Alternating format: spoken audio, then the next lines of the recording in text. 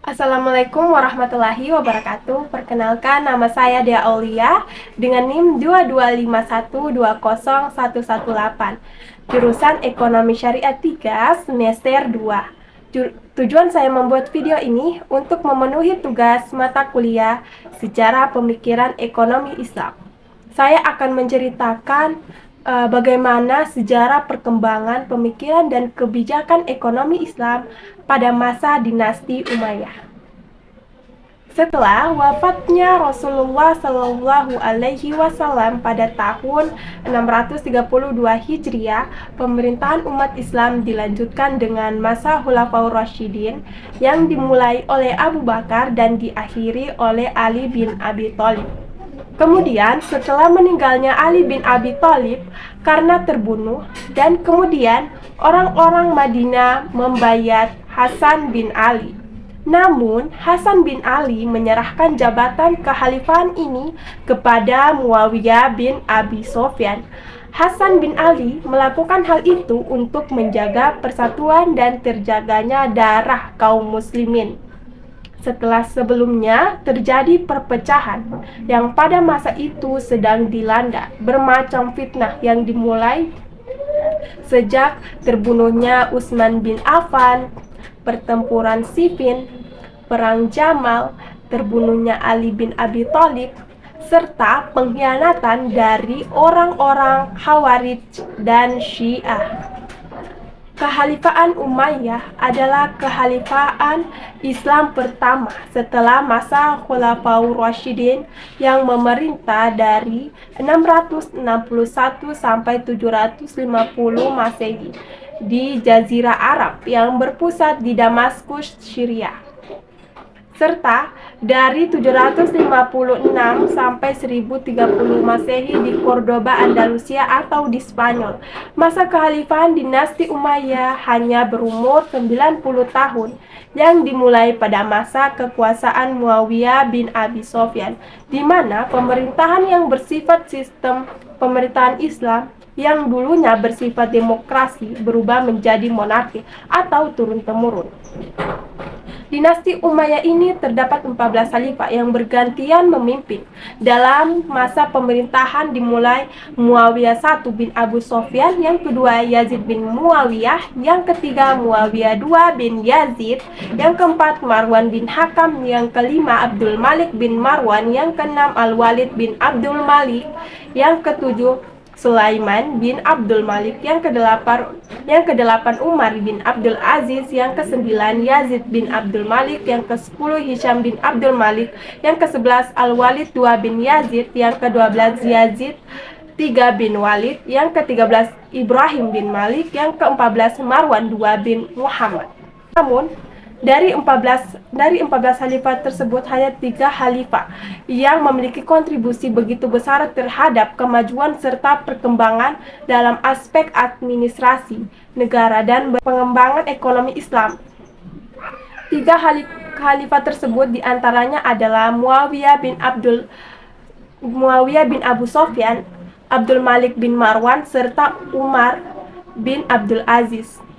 Yang pertama, Muawiyah bin Abu Sofyan atau pendiri sekaligus khalifah pertama dinasti Bani Umayyah yang berkuasa antara 661 sampai 680. Pada masa pemerintahannya, beliau menerapkan pemerintahan dengan mereformasi pemerintahan Islam yang sangat berbeda dari pemerintahan era zaman Rasulullah, serta pemerintahan Khulafaur Rasyidin dengan menerapkan sistem pemerintahan di Zaitun. Muawiyah memulai kepemimpinannya dengan membangun kantor catatan negara yang difungsikan sebagai pencatatan keuangan negara. Muawiyah termaksud pemimpin yang merintis perekonomian maritim. Ketika ada kekuasaannya, beliau berhasil menguasai galangan kapal di AKRC. Galangan yang dikuasai tersebut merupakan galangan terbesar kedua di Mesir. Pada mulanya, hal tersebut digunakan untuk mengangkut tentara Islam, tetapi ketika ekspansi di wilayah Islam yang semakin meluas hingga mencapai India dan Cina, membuka peluang besar jalur perdagangan internasional, sehingga hal itu menerapkan kebutuhan penting dalam ekonomi maritim. Dalam rangka pengembangan kualitas negara, saat itu maka Muawiyah mengeluarkan kebijakan-kebijakan, di antaranya yang pertama menerapkan gaji tetap kepada tentara, yang kedua membangun armada laut, kemudian mengembangkan birokrasi seperti lembaga yang bertugas untuk mengumpulkan pajak. Yang ketiga, Muawiyah memungut pendapatan tahunan dari kaum muslimin sebesar 2,5%. Nah, nilai pajak itu yang diterapkan ketika masa itu sama dengan nilai pajak penghasilan modern saat ini. Kemudian yang kedua, Abdul Malik bin Marwan atau khalifah yang kelima berkuasa antara 685 sampai 705 Masehi.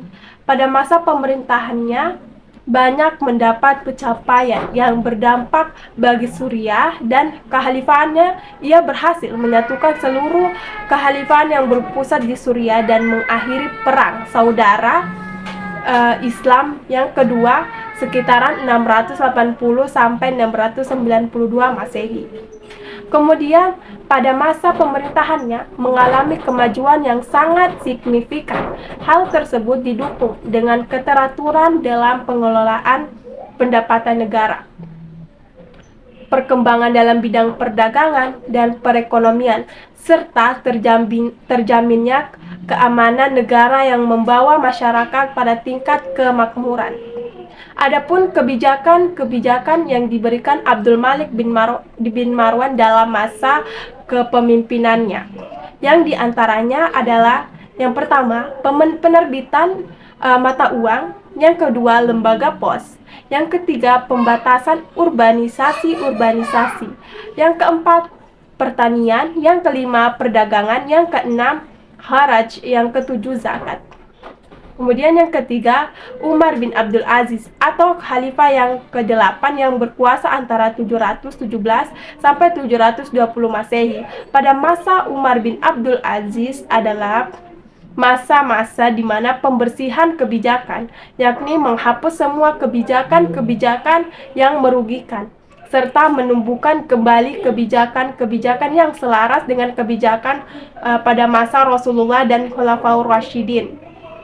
Kemudian, di bawah kepemimpinannya begitu terkenal di kalangan sejarawan yang menjadi pribadi pemimpin yang ideal, yang mempunyai karakter sufi, berjiwa ulama, serta mempunyai mental pemimpin. Hal ini dapat dibuktikan ketika terdapat suatu permasalahan, maka akan selalu diselesaikan dengan berdiskusi, mengambil solusi dengan para ulama.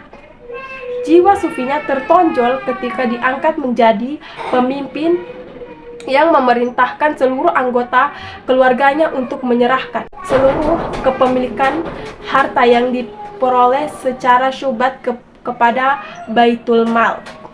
Adapun kebijakan-kebijakan dari Umar bin Abdul Aziz diantaranya adalah yang pertama, menghapus diskriminasi, yang kedua zakat, yang ketiga administrasi, yang keempat pertanian, yang kelima haraj, dan yang keenam jizyah. Nah, itulah cerita mengenai sejarah perkembangan pemikiran dan kebijakan ekonomi Islam pada masa dinasti Umayyah. Sekian dari saya, Dia Aulia. Wassalamualaikum warahmatullahi wabarakatuh.